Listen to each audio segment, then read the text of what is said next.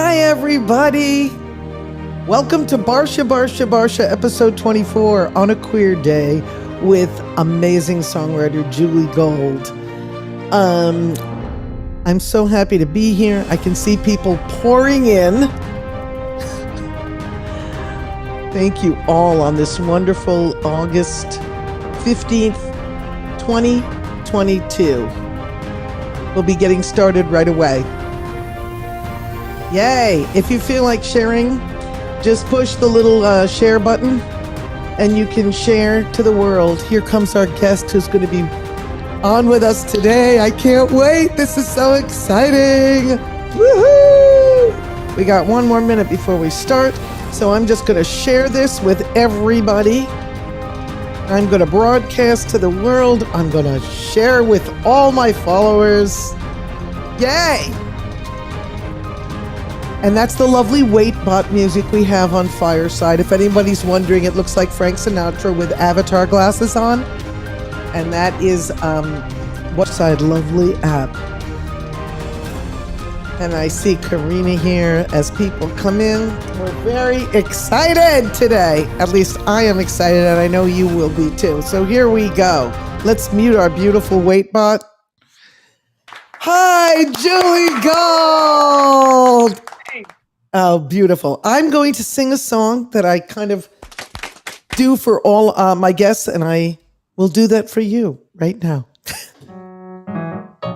Okay. Where do you go on Monday when you want to have fun? Where can you go on Monday when your day is done? Well, Fireside Chat is where it's at. Our guests are all the best. She's here, queer, sassy and bold. She's an inspiration. She's Julie Gold. Join me in welcoming Julie Gold. Woo! Thank you. Okay. Julie, thank you so much for being here. I can't believe I have a theme song. You have a theme song. That is right. And of course, there are millions of things that rhyme with gold, as you must know, including all the ED words. I had to make it what I made it. And being in the presence of a songwriter like yourself, I did the fun thing. Okay. I loved it. Okay, good. I wasn't fishing. Everybody, please, I want you to know something about Julie Gold. I met Julie years and years ago, I believe at the Bay Street Theater. Is that correct, Julie? Yes, I guess so, with Julie Halston. They did a show called Julie Squared. Is that what it was called? Right. And it was Julie and Julie Halston, and it was a beautiful evening, and I loved it. We don't need to say that Julie Gold is a Grammy-winning songwriter for the incredible Bette Midler record that she wrote, From a Distance. And that was in 1990.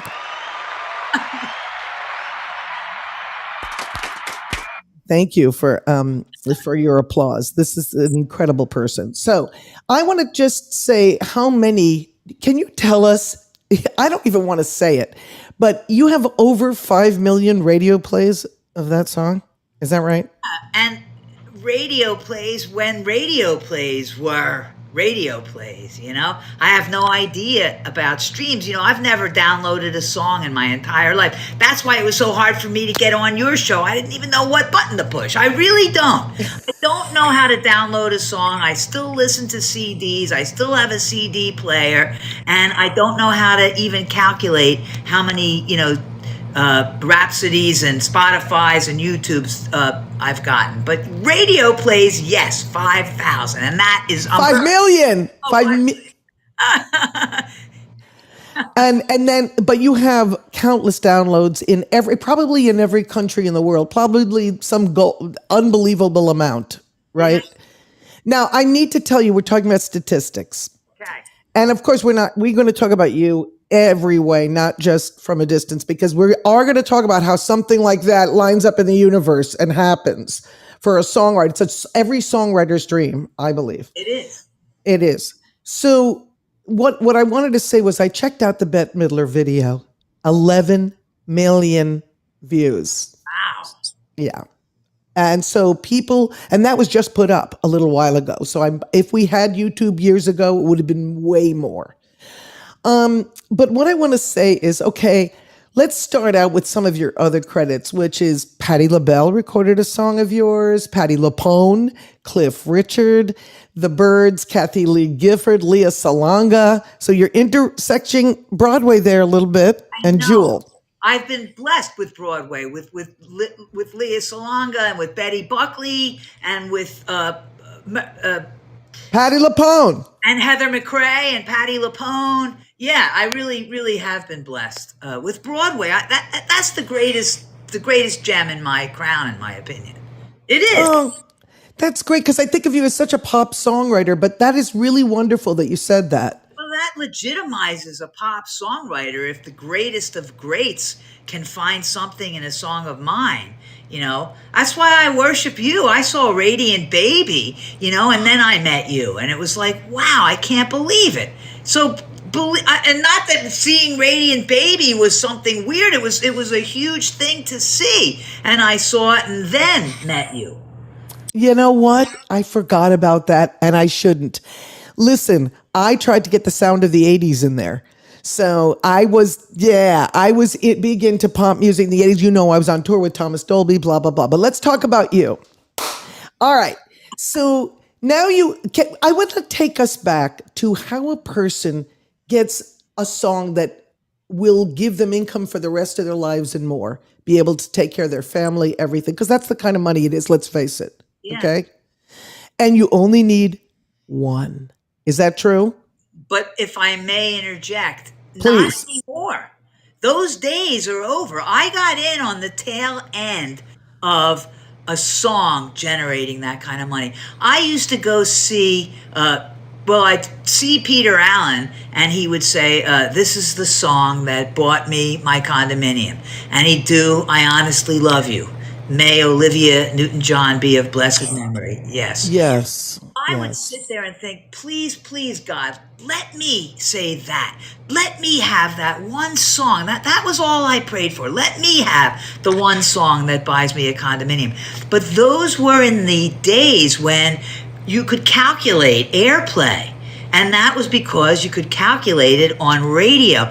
You can't really calculate downloads and any of that stuff now. So people actually bought records in those days, and they bought CDs and cassettes and sheet music, and what were called mechanical royalties were generated from that. And then radio was calculable. It's not anymore. And I think the first awakening that I really had was the great song, bass. What was it? It's all about the bass. About the bass. No bass, tricks. yes. It's all about the bass. I think it was two songwriters, and they didn't even make enough to quit their day job. That was Meghan Trainor. Yeah. Wow. I got in at the very end of, and not only that, but I got in at the end of a great singer looking for a great song, instead of a great singer being told that she or he can also write. And that's also when a lot of quality disappeared, in my opinion. Because we would come from the day when there was great singers and great writers, and the two were for each other, but they weren't one and the same. There were a few forgivable singer-songwriters who we love their voices, but mostly the great singers looked for songs, and they didn't write. And then when greed entered the picture, the great singers thought they could write too. And, the song. And sometimes they asked, you were lucky that Bette didn't ask you to put her name on the song. Yes, you're right. Because sometimes people say, oh, yeah, I'll do your song. I got to get writing credit, even if they don't write it. I know. We've all heard the stories. We've never heard the stories with a Bette Midler. Never. But we've all heard the stories, and someday over cocktails, you and I can compare notes. But that did not happen to me, thank God. And I'm grateful for the time that song was a hit, because today, it would not generate the same income. I'm also grateful that I didn't put it into cars and boats and houses and travel. I put it right in the bank. And that's where it's been for 30 years. And so that's what sets me apart from other people. I guarded it because I knew it was all I was ever going to have. I didn't get an inheritance. I never had a day job that made a lot of money. And so it was this gift from God, and I've guarded it like my golden goose egg. And that's what it is. And that is why I don't negate anything else you've ever done, and I'm going to get to all of it. But I do want to say there is that synchronicity that happens when you're alone in your house writing a song. These are some of the questions I want to ask you. No one knows how that song came to be. A few of us in the business do. But I do want to ask you, when you're alone in your house and you sit down, what was going on in the world? Because it's such a global song. What was happening did you write it in 87? Yes. And by What was going on when you said, sat down and you said, from a distance, the world looks blue and green, and this is happening, and God is watching us? What was the world? Where was your life? Were you out as a queer person? What was going on in 87? I was not out, but I was queer.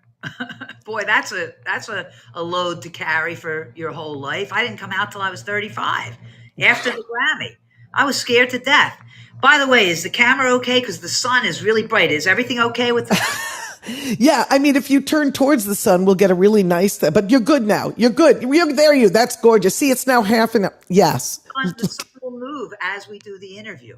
Yes. A couple of things. First of all, I'm 66 and very much a child of the 60s and very, very much affected by everything that I was lucky enough to see, hard or easy, whether it was the hard horror of the civil rights movement and people being hosed and challenged by dogs, whether it was the space shot, whether it was the women's movement, whether it was the Beatles on Ed Sullivan's show, or whether it was the very first televised war where we actually saw bloodied soldiers being dragged off the battlefield while we ate dinner.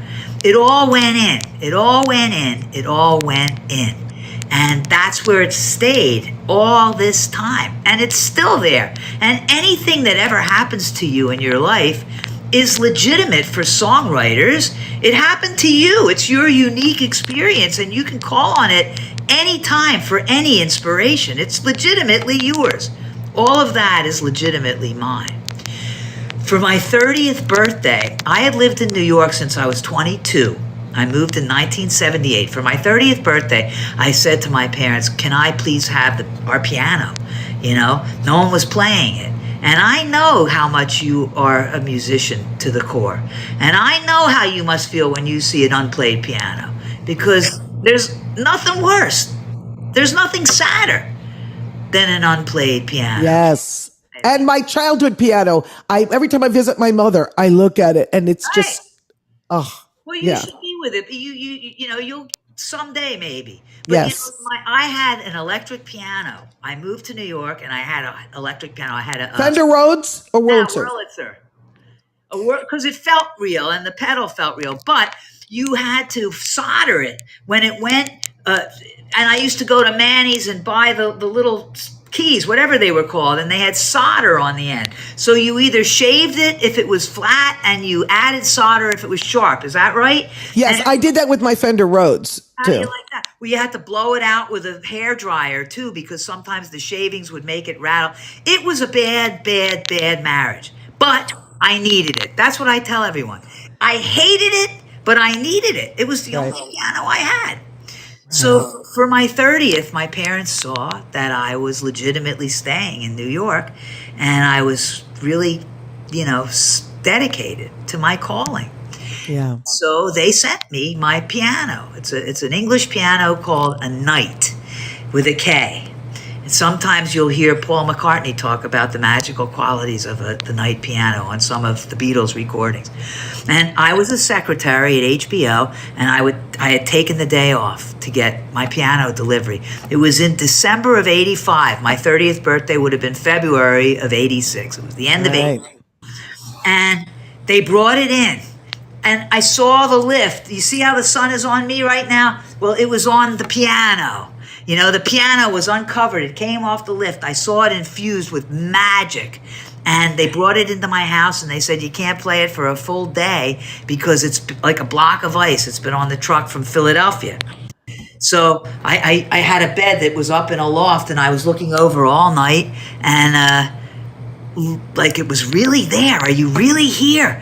My long lost true love. We're finally reunited. You're really here. And the next morning I came down my steep ladder, which I couldn't do now if my life depended on it, and from a distance just flowed out of it. Whoa. God, I just got full body goosebumps. Thank you everybody for clapping, because that's major. Love the applause. Let's hear more applause. Yeah, we got to have more applause in here for Julie Gold. Please interact with applause, because this is a great story. Thank you. Thank you, Sheila. So here's the thing. You sit down, and then you often mention that this other great songwriter, singer who I love, Christine Lavin, said, hey, that song would be a good song for who? Tell them who and tell them what happened. Well, I know Christine from the 70s. Yes. And we shared the same dark, smoky, cash register, dreamy nights at Folk City and at the Bitter End and at the Other End and at the Banana Stand and at Preachers and Kenny's and all these places. I shared those rooms with Suzanne Vega, Christine Lavin, and Sean Colvin and Lucy Kaplansky and David Massengill and Cliff Eberhardt, and we all dreamed the same dreams in the same smoky rooms. And that is one of the greatest parts of my heritage too. And I still love each and every one of them because they are my truest brothers and sisters. Yes. So I had sent this song to many, many people from a distance, including Clive Davis, who always had the decency to write back. Oh my God, that is great. Can we applause for Clive Davis? That is amazing. All right, go ahead. But he passed, but he did pass on it, but he still wrote back. He wrote back. I mean, he's Clive Davis. Okay, go ahead. He always wrote back, and for that, I'll never be less than grateful. But Christine was playing at a place on McDougal Street called the Speakeasy. Right. And it was a place, I always tell people, it had spinning meat in the window, like Greek meat. And that's where we all thought we were going to be discovered, in a place with spinning meat in the window.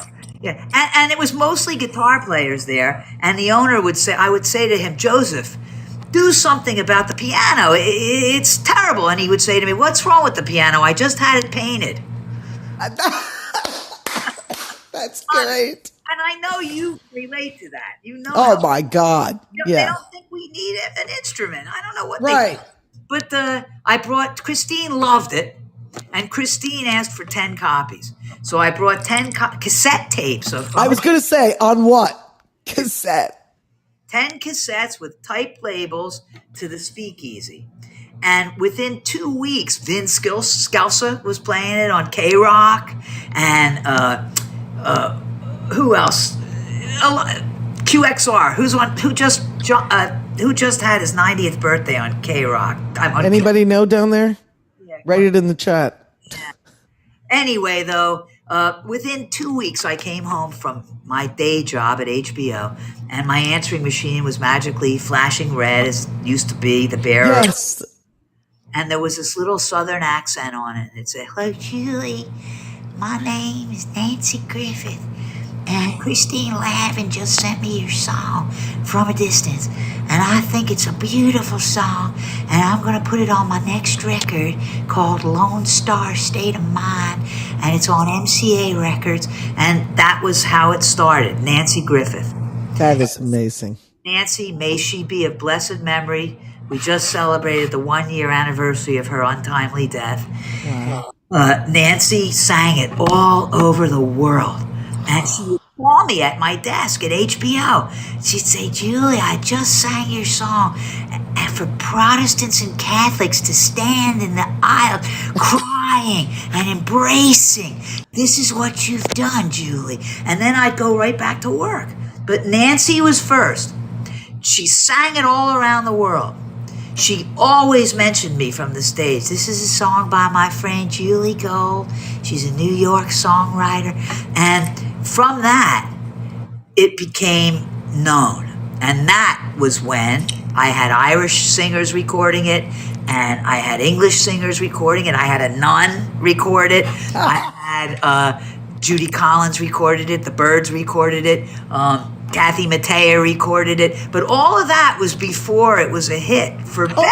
Oh my God. I did not know they all recorded that before the hit. Yes. Even somebody left God is Watching Us out, even. They just played da da da da da da. Yeah. But then Bette Midler, it's like Bette Midler had a couple songs that were like Linda Ronstadt had I don't know much, but Yes. I know I love you. Well, Bette recorded that, and it wasn't a hit for Bette. But then it was a hit for Linda Ronstadt. And how about Did You Ever Know? A lot of people recorded Wind Beneath My Wings. But then Bette had the hit with it. So, it doesn't, just because it's a hit song, it doesn't mean that everyone that recorded it was lucky enough to get that hit. Bette got the hit. And boy, oh boy, it just rang every bell under the sun. It rang. And how quickly did it go up? Did it shoot up? Did it go up slowly? Because I know it got to number 2, right? Yes. Yeah. It shot up. Well, I was always a reader of Billboard. And Me too. And one of my bosses at HBO used to let me have his copies after they were done. And I would always read the parenthetical names. No one even knows what those are, but those are the songwriters. Yeah. I wanted to be. Now I'm very discouraged. I can't even look at Billboard because there's 50 songwriters. Right. And, it's not even a song, but we won't go there. But it's 50 songwriters. I'm so glad that I was in the glory days. But it was because of Bette's skyrocketing hit. It became the most requested song on Saudi band radio. Yeah. I'm getting all these military awards, which was unbelievable. I was literally called to different functions where the people were in uniform, and I was given these awards and thanked for what it did for the morale of our troops. Wow. It was just like this unbelievable honor that I was not worthy of. I didn't feel worthy, truthfully, of any of it. I just sort of watched it all happening to me to be honored the way I was honored, that it gave support to our troops. I have something called the 7 SEALs Award, and it's given to every, Army, Navy, Air Force, Marines, Coast Guard. I can't think of what the 6th one would be, but I have one. Me. the Jew from... Yeah, right. Listen, this is, I'm so happy you love talking about it, because sometimes people get jaded and say, come on, that was in 1990. I did that back. But you really honor the spirituality and the zeitgeist and the whole thing that happened at that moment, and being grateful for the glory days. This is why I'm so happy I'm talking to you about this, because I just need to tell you, when I heard this song, first of all, I was a Bette Midler fan. Okay. And she was, to me, theater and pop mixed together. That's right. So she took that, and even in the video, where she's moving her hands and the children in the video, I can't take it. It makes me like... Her daughter's in that video. What? Her little daughter then. Don't forget, it's 30 years ago. Her daughter is in that video. Oh, my God. Yeah. Now, look, with the military, when you said lines like no guns, no bombs, and no disease... And they honor you because they have to use guns and bombs sometimes, I mean, I just think what you just told us is just amazing, I have to say. So, as you know, you want to say something? No, go as you know, go ahead. And then I know we're so excited, but go ahead. Well, interpretation is also something. So, I'm often asked, when you say God is watching us from a distance, did you mean God is watching us from a distance and he really can't see us? or God is watching us from a distance and he chooses not to see us. Like, people are always asking me details, and I say, it's up to you. I don't even know what I I'll meant. tell you what I thought and why it makes me cry still when I talk about it, and why I believe the song will be relevant for decades, and why it's still going to go forever. God is watching us from a distance, to me, means, okay, just like Shakespeare, we're the players on the stage. God's here, he's watching, but it's up to us. Right. That's the meaning for me. Well, that would be the meaning that that's how I feel. So that must be what I meant. Yeah, he's watching us from a distance. Do what you got to do. That's Be right. conscious of that, and do what you got to do. What you think is, go to the truthfulness of your. That's why it was so. And I remember like literally crying. I was driving the car, and I always said, I wish I could write a song like that. I wish, not just because of the money and the hit, but because it's going to touch everybody in such a way that, anyway, that was my thing. So you should know that about me. That's number one For that. in regard to you. Okay, so now let's move on for a minute. Thank you. Your phone starts ringing. Is that correct? Would it be fair to say phones start ringing When what? when this becomes this giant hit? Yeah. Before the Grammys. I want to go to before the Grammys. Before the Grammys, you know, Deborah, we could talk about the music business, you know? I know. Okay. I never really fit in. I never did, you know? Even after my Grammy, I had a publishing deal and they didn't understand me. And, you know, I'm very grateful that I had a publishing deal and I got paid to write songs. But, you know, the second in command, the day I flew to LA to sign, he closed the door and he said, this is going to be an uphill battle. And From a Distance was written, you know? And, you know, I mean, I don't like to dwell in the negative, but I didn't have my mother was my cheerleader, you know? Oh, yes. That's great. You can't lose if your mother's your cheerleader. That's my mother clapping down there, Martha Barsha. You know, the music business, I'm not a player. I don't say that proudly. I'm not a player, and I didn't really parlay what I coulda, shoulda. You know, and I try and, as I said, 66, I have a few regrets. You know, I regret that David Foster said to me, we should co-write. It would be bitchin'. And I said to him, you know, I'm so flattered, but I don't co-write. Right? Marilyn Bergman, may she be of blessed memory.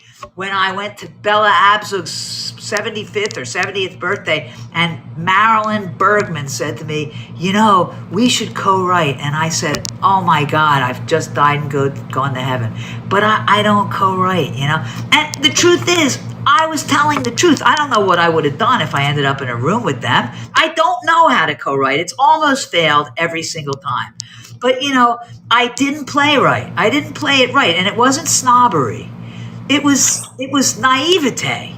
And you know what? Maybe it wasn't quite that. Maybe it was that you knew yourself innately. Maybe. Because I will tell you, in writing musicals, which is extremely collaborative, Right. it is hard. Even now, one of my collaborators is in the audience, and I treasure her because I've been through so many collaborators. Hi, Sheila Ray. Oh, I love that. Sheila Ray's here.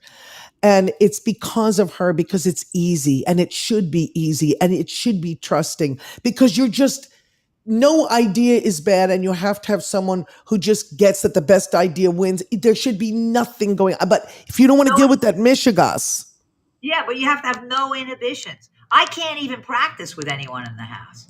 Right. I only cats have seen me create, really, and I don't even know what happens when I create. I don't even know what happens. Now, you spoke about someone in the house, so you do have a partner now that lives with you? We don't live together, but yes. And is that partially because of that? Because you need your psychic space when you write? Is it partially? You know, I've had relationships in the past that we were able to buy or rent adjacent apartments. So that lent itself to separate rooms, separate bathrooms, separate kitchens. But now I'm down to my one room apartment, and she has a gorgeous place on the Upper West Side, and it works. You know, I don't know, it works. Yes, that I understand that completely. But now I'm so sorry, but we're going to take you back to the night of the Grammys where you're sitting there. I understand you don't play. I understand all of that. I looked up who you were up against that year. God. Okay, you were up against, get ready for everybody, Nothing Compares to You by Prince. Okay, this is Best Songwriter. Then it's And Hold On by Wilson Phillips, which I love. Me too. Vision of Love, okay, that Mariah sang. Right. Another Day in Paradise, Phil Collins. Is that correct? Now, were you sitting there thinking, no way, I'm not going to win? Again, I love the questions. And because I've had 35 years to think about it all, I mean, I'm not rehearsed these answers, but I've said them many times. I had envisioned that moment for my whole life. It wasn't like even a dream. It was a reality that was going to happen. The question was when. I just knew, I was going to win a Grammy. It was my calling. I had to win a Grammy. So when this happened, it felt scarily. Oh, look, here comes the kitty cat. Oh, what's that kitty cat's name? Lassie. Lassie, come home. I love it. But you got to get that. Okay? Oops, sorry. People are clapping for your cat. I love it. Okay, so you're sitting there and Well, go ahead. And by the way, who presented the award? May they both be of blessed memory, James Ingram and Natalie Cole. Oh my But God. the thing is, the night before the Grammys, there was a party up at the top of the radio. What was the name of that room? The top of the Radio City Musical. Star. Yeah. What's wrong with us? I know. That's okay. Rainbow Room. Rainbow Room. And everybody was slapping me on the back. You got your speech ready. You got your speech ready. And I thought, oh, brother, if I lose, this is going to be really horrifying. But the day before the Grammys, they called me and moved my seat closer to the front. And my brother said, Jewel, what do you think that means? And I said, well, I don't know. I don't know what it means. But nonetheless, I was very close to the front. And also, they told me who the presenters would be. It's a long show, and I'm sitting there thinking, maybe I should use the ladies' room, maybe I should. And then suddenly, James Ingram and Natalie Cole appear, and I think, this is it. This is it. Good thing I didn't go to the ladies' room. I would have been in the third stall on the third floor screaming, wait! But no, I saw them off camera, and then they moved on camera into Song of the Year. Is an award that goes to the songwriter. And they went through each song, and what's her name? Carney Wilson was. Oh, yeah. She was across the room, and she leaned forward, and she went like this to me. Wishing me luck. I got Carney Wilson's endorsement the second before she could have won just as easily. Right. And then, they said my name. I was with Christine Lavin at the Grammys, That's who was sitting next to me, of course. My parents were in the balcony with my brother. And, it was a moment that I had envisioned my entire life. But in that moment, I got to step over the line that before had separated my reality from my dream. Yes. And when I stepped on that stage, my dream became my reality. Oh, Mom is clapping. I love it. It's true. And that's what I wanted you, for me, like I even read the lyrics. Now, look, I hate to ask songwriters their process, but I need to ask you this for this particular song. Yeah. Did it come all at once? I bet you it did, right? Well, I was a secretary at HBO, and I had scribbled lyrics at my desk, and I have them on HBO stationery. Julie Gold, HBO, God is watching us, God is watching us, God is watching us from a distance. So I had written it, which is... Things changed also as I got older in my writing because it's not as fluid as it used to be. Nothing is. Everything dries up. Anyway. Okay, but so I understand. And sometimes I get ideas for lyrics and it's not the right music. And then you have paper going on all over the rooms. And then you come back to it and go, oh my God, that was good. And you do something else with it. I don't have a lot of waste. I'm pretty economic principle in my songwriting. That's called craft. You are a craftsperson as well as an inspirational creative writer. But if I get a nice lyric that's important, I can put it in front of the piano and it comes with a melody. And then the battle is done. The rest is fun. Then it's the building. Then it's putting the icing on the ready-made cake. But I love having like the foundation. And once I have the foundation, and then all I do is think about it. No matter what happens in my life, no matter who talks to me, all I'm doing is thinking about the song. Thinking about it in my dreams, thinking about it in my sleep, thinking about it in my waking life, thinking about it. Until That's it's it. That's called writing. Yeah. That's why some people go, "What's going on?" What? Yeah, they go, "Deborah, what's happening?" And I said, "I'm writing." You're not writing. I'm thinking about. I'm writing. You're always writing. It's just that's the way it is. That I'm so glad you said that. Right, and Tom Paxton says you fill your tanks. If you're not writing and you're feeling bad about it and you're beating up on yourself, Tom Paxton says you're filling your tanks. I love it. You're filling your tanks. I have to ask you something, and I know because you operate with royalties, but we have a way of playing these songs on this show, and we'll get flagged because we're not trying to make money with it.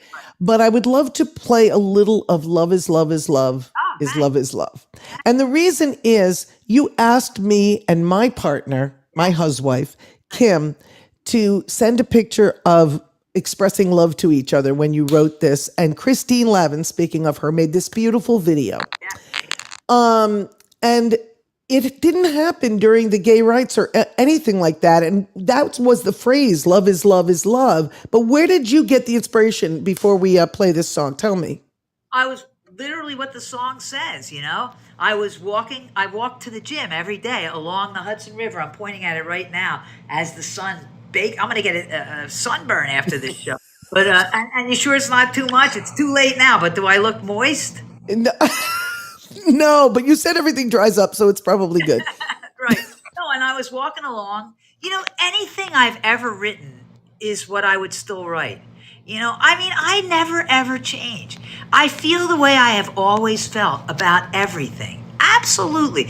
I've become more enlightened and less rigid about some things, thank God. But basically, my opinions of love and life and God and animals and it have never changed, never. So I was walking along the river thinking, love is love. I had a whole different melody, love is love is love, love, love, whatever. Love is love is love is love is love, like a continuous, but a very elaborate melody. And then when I got to the gym, I needed a piece of paper because I had to write down. I had a revelation as I walked by the river and the current ran through me and I felt it renew me. And a voice from above told me, love is love is love. But the current of the river and the current of the revelation, that came to me. And I literally got to the gym and I asked for a piece of paper and a pencil and I wrote, I had a revelation as I walked by the river and the current ran through me and I felt it renew me. And from above told me, love is love is love. Okay. That is beautiful way for you. I'm going to turn this camera around full screen and I'm going to try to get so you can see. Julie asked a lot of us for like our submissions of love, pictures of love. Here we go. Love is love is love. Love is love is love. Is love is love is love is love. Love is love is love. Is love is love. I had a revelation as I walked by the river and the current ran through me and I felt it renew me and a voice from above told me love is love is love. And my life felt lighter as the sun got brighter and I kept on going with the joy in knowing I was part of the heart and love is love is love. Love is love is love. Love is love is love. Is love is love. And the heart propelled me to a new dimension where there was no sorrow and child, knowing love is love is love. And my smile reflected in the eyes of strangers, and our hearts connected, and there were no dangers, 'cause we knew what was true. We knew love is love is love. Love is love is love, love is love is love. Is love is simple, it's so simple to say, simple to live life this way. Simple, it's so simple to do. You love me and I love you. Love is love is love, love is love is love, is love is love. So I go to the river and I ponder my existence. I pray for inspiration and I offer no resistance. And I sigh with the sky, knowing love is love is love. And the sky rewards me with a celebration, sending rays of sunlight down on all creation. I am one with the sun, and love is love is love. Love is love is love, love is love is love. Is love is love is love is love, love is love is love. Love is love is love, love is love is love. Is love is love.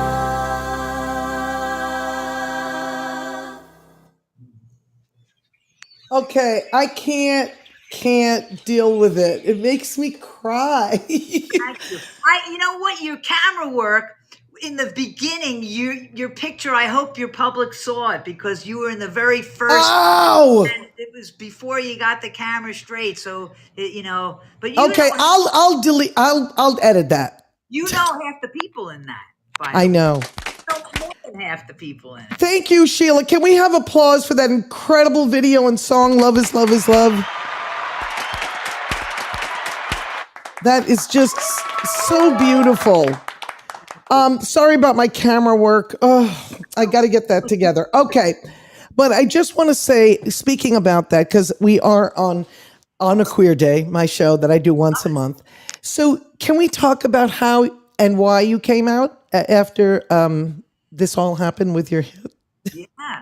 Well, I mean, I've always known I was gay, but it's not something I wanted to be.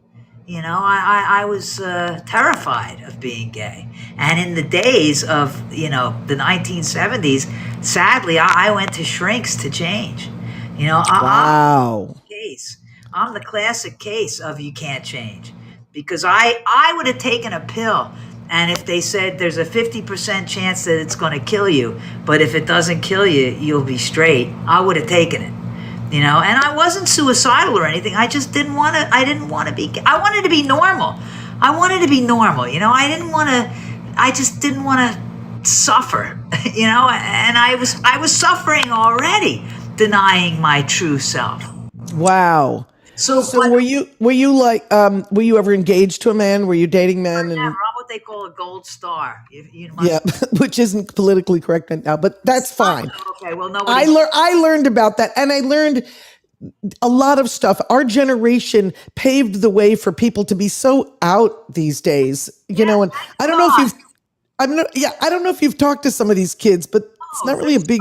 They're so fluid and they're so non-judgmental, and they're not gay. They're gay. It doesn't matter, but it did matter because I'm from the era of proms and dances, and even camp had socials every weekend night. You had to have a boyfriend. So I had boyfriends in college, but they were all like these fantastic guys. They weren't gay. They were just these great guys that my mother would have loved. But there was nothing there, there was nothing there. Yeah. And I had my first relationship with a woman freshman year of college, and then by the time I moved to New York, I every now and again I thought maybe I haven't met the right guy. Right. But it's not that. It's not that. And I love guys. Me too. Yeah, but just not from the waist down. You know what I mean, or whatever. Okay. I don't know how to work the equipment, and I'm not interested in it. You know. Okay. Okay. Love is love is love. Yes. So let me ask you this. So now you're here, you have that. And then what changes, because you're not of the norm, you're not, like you said, I'm sorry, I don't collaborate. I'm doing that. You're just not you're a person that is who she is and, doesn't really care what people think, which is good. So now you're sitting there and you've had this huge hit and you've won a Grammy Right. and you have a great voice. I just do want to say, did you ever think of yourself as wanting to get a record deal and not just as a songwriter? It's like Carole King. Yeah. Well, the thing is, there already was Carole King. Right. And, that's, of course, what I wanted. My first manager, I would come up from Philadelphia and play the bottom line, and he'd invite all the names, Yentnikoff and, Clive Davis and Tommy, what's his name? Mottola. Mottola. They were all there, and they all passed. And, that's showbiz. That is showbiz. But, when it's a cruel business, too, because I never stopped believing in myself, but everyone passed and my manager dropped me. And there I was, on my own in showbiz, believing in what I was doing. The desire for, and in those days, which I keep saying, a record deal was all there was. It mattered. I know. Not anymore, they say. For the young kids today, the last thing they want is a record deal. They want to be in charge of their own destiny, their own income, their own royalties, and they don't care about, Columbia Records and Arista Records, and I don't even know if any of those still exist. But it was my goal, of course. It was my goal. I grew up on them. Carole King, James Taylor, Laura Nyro, Stevie Wonder. Those are my idols. I just saw Jackson Browne. I still think of Ricky Lee Jones as new, and I accepted, and really hardly anyone after her. Tell you the truth. Right. That was it for me. That was for me. We do have to talk one day because we're very similar. Yeah. I just want to say that, when you were going to school, let's say did you go to school for music? English, because the music school didn't accept me. Oh my God. In fact, the guy who I took the test for, I didn't know any of the terms. I don't know theory at all. I don't write down notes. I write down letters, A, D, E. I don't have ledger paper. I just write down notes. But he left this classroom and he said to me, "You dare to call yourself a musician?" I love it. See, you really are outside the box because you know what? I use voice memo and I went to Eastman School of Music. I just write it, I sing it, and that's it. And sometimes I hire a copyist to do the lead sheet because I don't have time. Right. But your talent is so, to me, I literally worship your talent. Believe me. And the fact that you're so nonchalant about it, what you do and what power that you have and what's at risk when you're working, besides your creative endeavors, when you're conducting, anything can happen and the whole show can fall apart if you screw up. That's true. Never do. I know. Thank you. One day you can interview me. Yeah, they love you and respect you. And there's not a lot of women doing it, man. It's so amazing. Yeah, it is. But there's a spiritual quality to, what you've written. It's including love is love, including from a distance. There's something that I aspire to. So it's good we admire each other. And that's one of the reasons I wanted you to be a guest on the show. Yeah. No, I wouldn't have agreed if I didn't think, are you kidding? Deborah Barsha is asking me to do something. I'll do anything. I love you. You ask. So here's what we do. There's some people in the audience and, who might want to ask a question. Usually for the last 15 minutes, I let people come up if it's okay with you. So if anybody feels like they want to come to the stage and ask this amazing songwriter, musician, if you want to ask anything, otherwise I'll keep asking, but I'm just inviting anybody to click and tell me that they want to come up. So during this period, and if not, I'm going to keep going on until I see somebody ask. So now, do you stay in touch? First of all, I got to ask you about the Bitchin' Babes. because I love that title. And who are the Bitchin' Babes and why was it formed? Well, Christine Lavin's mind never stops working. That's true. And she's all inclusive too. It's not like she thinks about herself. She thinks about everyone but herself, quite frankly. So she's done many things. The Winter's Night tour, and the When Summer Goes tour, and I think that's what it was called, When October Goes tour, and the Bitchin' Babes was her idea, and the original was Christine Lavin, Patty Larkin, Megan McDonough, and Sally Fingerette. It was the four. Right. Then Patty Larkin left, and it was the year after my Grammy, and they invited me to join. I was the reluctant babe. I loved them, and but they all were good at harmonizing. They all were good at joining in. Even people see somebody playing an egg, and they think it's easy to play an egg. Oh no. It's so hard to keep rhythm with an egg. That's right. Impossible. I couldn't do any of the collaborative stuff.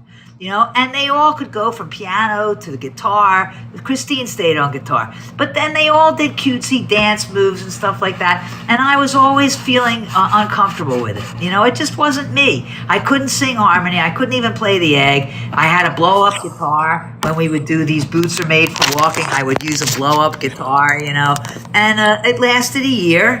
And we stay dear friends to this day. And it's gone through many configurations since I left.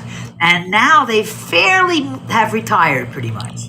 And they do like a reunion show here and there. All right. Well, now you've answered that. And look who we have coming up into video if she wants to. Or Sheila, do you want to come to video or you just want to ask? Oh, there she is. Oh, hi, Julie. Songwriter extraordinaire. What a great interview. I learned so many things I didn't already know about you.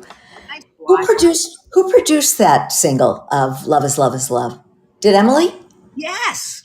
Emily I thought it was her singing also, and some of the background harmonies. Yeah, fabulous. Yes. Just fabulous. Thank you for pointing that out. Yeah, most of my CDs were produced by Emily, and she does the layers. We should mention her, Emily Bendiger. She's just so fabulous. Really fabulous. She did she sang all the background and she kind of arranged it? Sometimes Margaret Dorn joined us, but Emily Bendiger. Oh, Margaret too. Yeah, I was in a show years ago with Margaret.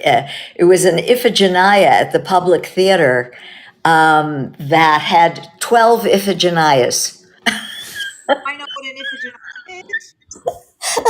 And Margaret was one of them, and so was I. Andrea Marcovici. I mean, it was like, Pamela Pentany, all these singers. Was it the woman of a certain age? No, no, because this was like 1970. Okay, one or two. Peter Link had written the music. Right. Anyway, Margaret Dorn was in it. I haven't seen Margaret in years, but she's great. So great. Did you want to? Oh, you asked who produced it. Okay. Yeah. And did you have any other questions? Because we all belong to a group called Maestro. We also belong to League of Professional Theater Women. I don't know if Julie belongs to that. I'm not a professional theater woman. I stand on the outskirts, worshiping. And Sheila, thank you. You can stay on the stage if you want. But you did do something with a Broadway actress, Julie Halston. And tell us just a summation of what that show was. It was Julie Halston and me on stage at the same time. And she would do a comedic bit, and then I would do a song. So I was pretty much the straight man, which, was hard for me because I love to ad-lib and joke, but it was scripted. It was pretty scripted, and it ran like a Swiss watch, and it was wonderful. And we did it, in the 90s, and then we did it again about 7 or 8 years ago at Birdland. And it was fantastic working with her. I know her whole routine. I love Julie Halston, and I do her whole routine. Yeah, I can imitate her. I can do her whole routine, and I can hear something more than once and die laughing every single time. So we have great respect for each other, and working with her was nothing short of just a gift. A gift. Yeah, she's amazing. Yeah, she is amazing. Okay, right. you go. I'll take me off. I love it. Take me off. Great to see you. Thank you for coming up. All right, that was fantastic. So, Yes.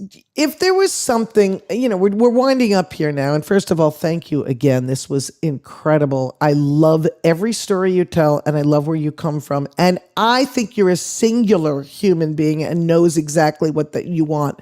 And when you gave yourself the fake gunshot, no, you're who you are, and that's one of the reasons we love you.